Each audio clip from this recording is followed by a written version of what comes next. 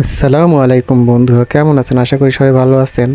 আজকে আপনাদের সামনে নিয়ে এলাম বয়াবাই M1S মাইক্রোফোনটি খুব কম দামের ভিতরে আপনি ভালো একটি মাইক্রোফোন পাবেন। যারা নতুন নতুন ইউটিউবিং শুরু করছেন বা ফেসবুকিং শুরু করছেন, ভিডিও আপলোড করেন নিজের ডিফল্ট মাইক্রোফোন থেকেই, তাদের জন্য এই মাইক্রোফোনটি হতে পারে একটি আদর্শ। তারা আপনারা অল্প দামের ভিতরে 1000 থেকে 1200 টাকার ভিতরে আপনারা এই মাইক্রোফোনটি ব্যবহার করতে পারেন। প্রথম চলুন খুলে দেখা যাক এটার ভিতর কি আছে। প্রথমে আমরা দেখতে পাচ্ছি বক্সটার ভিতরে একটি ওয়ারেন্টি কার্ড রয়েছে। এটা রয়েছে আপনার 2 বছরের ওয়ারেন্টি অফিসিয়াল, এবং রয়েছে একটি বেশ বড় সড়ো ইউজার ম্যানুয়াল। এটা আপনারা চাইলে দেখে নিতে পারেন, আর না চাইলে আর দেখার দরকার না। আমি দরকার মনে করছি না, তাই রেখে দিচ্ছি। এই বাক্সের ভিতর কী আছে, সিলিকা জেল আর কী যেন আছে, এটা দরকার নেই। আমরা মেইন যে ইউনিটটি, লেদারের একটি ব্যাগের ভিতরে আপনার মেইন মাইক্রোফোনটি আছে। চলুন দেখা যাক।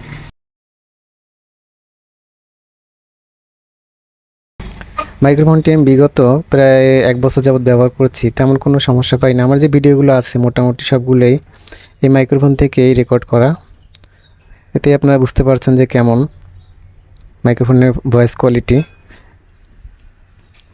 বেশ বড় সড়ো তার আছে, এটা দিয়ে আপনি অনেক দূর থেকে আপনার মাইক্রোফোন আপনার স্মার্টফোনে এই স্ট্যান্ডের উপরে রেখে আপনি ভালোভাবে এটা ব্যবহার করতে পারবেন।